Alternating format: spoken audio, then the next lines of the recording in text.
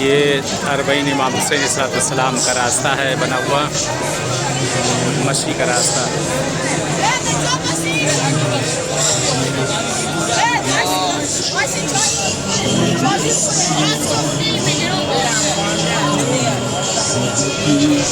सामने हरम मौला नजर आ रहा है।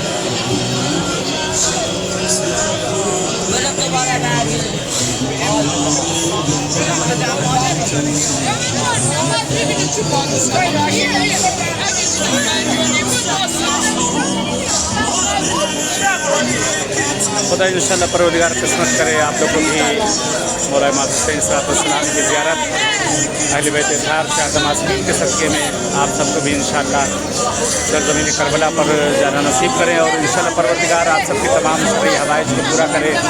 जो मुश्किल गिरफ्तारियाँ हैं अहले बैत अत्हार के सदक़े में परवरदिगार इंशाअल्लाह पूरा करें। इंशाअल्लाह की ज़रूर दुआ गो हैं आप लोगों के लिए भी, खुदावंद आलम आप सब के लिए तमाम हवाइज शरईयत इंशाअल्लाह पूरा करें।